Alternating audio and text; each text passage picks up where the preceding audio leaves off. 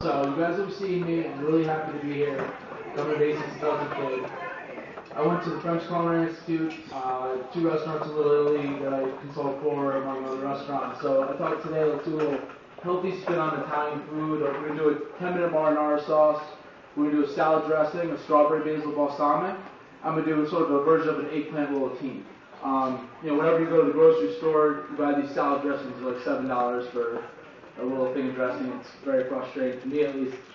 I'm still a poor chef, so I'm trying to make it. So right now, nice and easy, what you do is you get 1 container of strawberries. This is a half a container right here. The other half a container was actually all the way up to there. So you get 2 quarts of dressing from 1 thing of strawberries. So what it's going to be is strawberries, a half a shallot. This is an easy 1-1-1 recipe. It's 1 shallot, 1 whole bunch of strawberries, and 1 bunch of basil.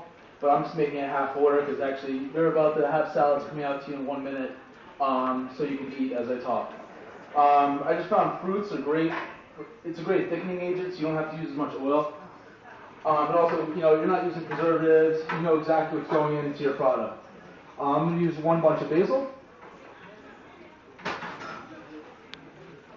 I'm going to do balsamic about halfway up to the strawberries. I'm sort of one of those that eyes it out, but I do have a website. I'll put all the recipes. If you don't have them, they'll be on the website. My website's culinarybadboy.com. No wonder. Listen, I didn't come up with it. Food Network wanted to call me bad boy, so I had to take it and run with it. And then what I would do to finish it off, unfortunately I didn't have any on that dressing that you're eating right now. I put a little agave. Depending on what time of year it is, obviously strawberries are sometimes sweeter, sometimes they're not as sweet. It actually does make a difference, obviously, because you're using balsamic, which is, acidic. So what you're going to do is you're going to blend this without the oil. The most important thing with any salad dressing is you add the oil in slowly, and you're going to see a change in texture.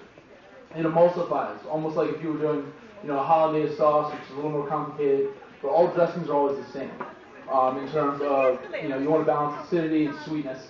So that's what I'm going to do right now. As I puree that, I know about a half a blender. I'm going to want to fill it up to about 3/4 of a blender of oil. That's actually not a lot. Most dressings are actually a 3-to-1 ratio. And you're going to see it change color. It's also going to change texture.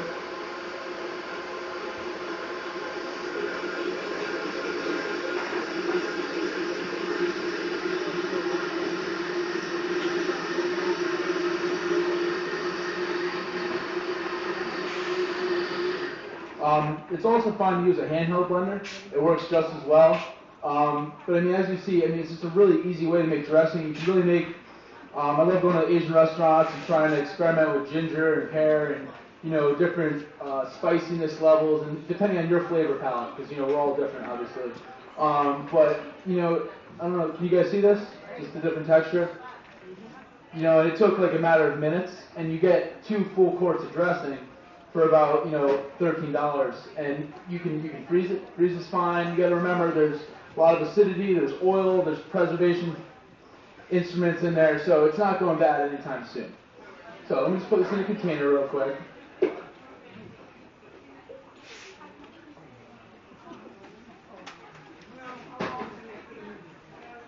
What's that? How long can they keep in the refrigerator? I'd have to check, probably a few weeks.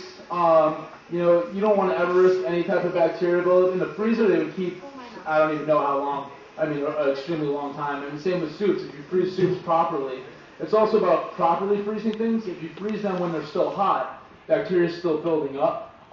These are all extremely important things. At the restaurant, I deal with health inspectors all the time, and if things aren't at a certain temperature, the risk for bacteria is great, and I'm probably going to get sued or fired or both. And I don't want any of the above.